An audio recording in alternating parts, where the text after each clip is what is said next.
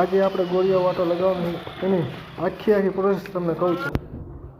પહેલાં આપણે 2 ઇંચ કાપવાનું હોય તો એના માટે જો આપણે તમને જે પટ્ટી દેખાય એ પટ્ટી આપણે બાંધી દીધી છે. પછી મશીન હાલશે એટલે 2 ઇંચ કપાઈ જાય છે. જો પટ્ટી ઉપર સામે પણ પગ રાખો કાપવાનું ચાલુ કરી દીધું છે. તમે જો કપાઈ રહ્યું છે અને પાછળ તમને દેખાય જો આ રીતે કટિંગ થઈ ગયું હોય અને હથોડા ટાંકણ હવે એને કાઢી નાખ્યું હોય.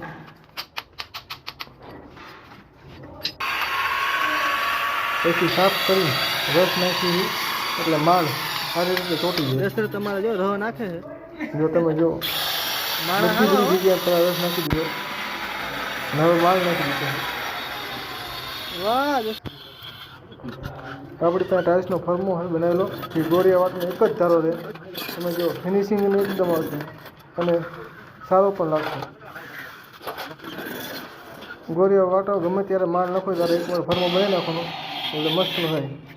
અને હવે જો લગાવવાનું પણ ચાલુ કરી દીધું. ટાઇલ્સ પાછળ કેમિકલથી લગાવી કારણ કે વોટરપ્રૂફ કેમિકલ છે તો પાણી લીક થવાની કંઈ જાતની તકલીફ ન પડે.